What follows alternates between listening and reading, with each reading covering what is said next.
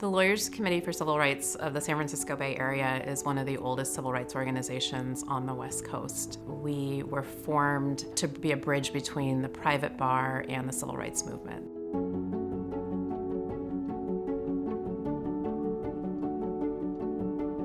It's a form of humanitarian immigration relief that provides a path to a green card for children who've been abandoned, abused, neglected, and whose best interests wouldn't be served by being returned to their home country.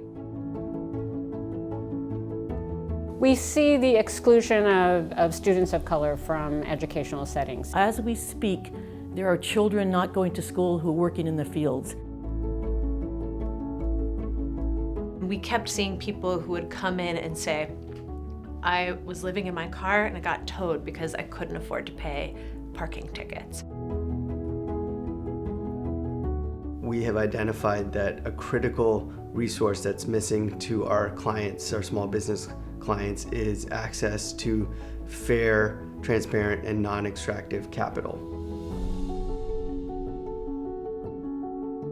Since our inception, we have been pro bono fueled. It's built into the fabric of who we are. And the other piece of the Lawyers Committee is that we really have been rooted in community. The Glide Unconditional Legal Clinic sees a variety of legal issues. We see a lot of housing matters, issues regarding towed vehicles. Because we saw it coming up from the community in our Glide Legal Clinic, we knew we had to take on towing to end injustices against people who were too poor to pay. We knew we had to not just represent those individuals, but educate people across California. That's where Analysis Group came in. And so the report that we did, Towed into Debt, showed state legislators that this was a problem that had to be fixed. We're not just looking at ways in which rights are stripped out of community or denied, but we're really looking at how do we create opportunity? How do we fix what has been broken? And that's why we do our economic justice work. The economic justice program seeks to break down the extreme racial wealth gap we have in the United States. White families on average have 7 times the wealth of black families. The way we're doing that is a two-pronged strategy, working with entrepreneurs of color through the Legal Services for Entrepreneurs program and doing policy work. If I had to think about one client that really stands out, it would probably be this grocery store in the Tenderloin. He's been there for so many years, and we were helping him to renegotiate his lease terms because they weren't favorable, and he just really wanted to stay in that community and he wanted to serve that community. The presence of a publicly owned financial institution that exists to provide capital to communities for the purpose of building up new businesses, providing banking services on and underbanked, will be a huge step forward in addressing the racial wealth gap. Now there's a source of capital for people to own the businesses in their own communities. What we're seeing now with discipline and student placement policies is a new era in segregation. We filed 27 what are called Title V complaints. Through these processes, we've had school districts change their forms and registration procedures and remove barriers for around 200 school districts. You cannot countenance a system that excludes certain children from the opportunity to fully develop who they are.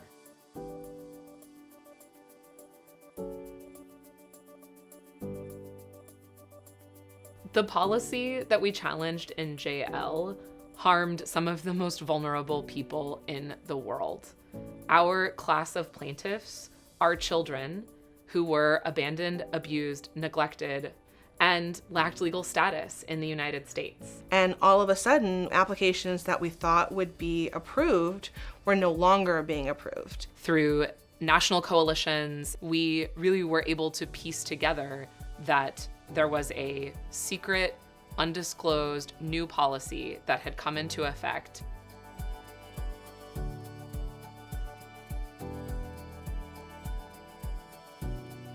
The government's policy has been challenged in 5 different states through 5 different class actions.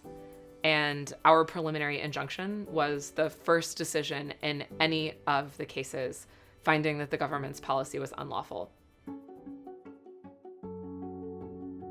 Those precedents, what we're able to achieve in California, both in the courts and the state legislature, are used by advocates across the country. Just being able to directly impact these people's lives, knowing that our impact on their lives impacts their families, and so it's something that can go on for generations. I was raised in the Chicano movement, the height of the Chicano movement in LA. My dad was a factory worker, my mom's a stay-at-home mom.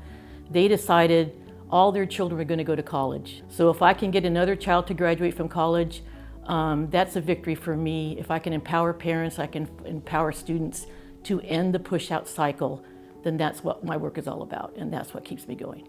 We can achieve progress in our lifetimes with regard to the racial wealth gap, and we can use the critical tools of the law to build institutions that can build wealth and empower local communities.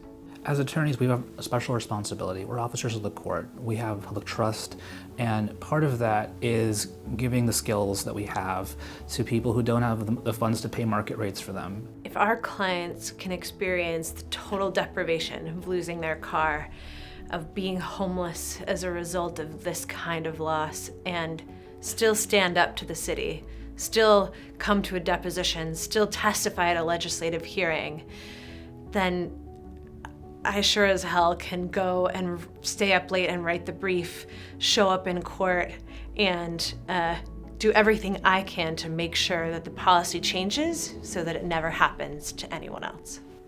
We can't do this work alone. My hope is that everyone will join us and share their time and energy and resources with the Lawyers Committee.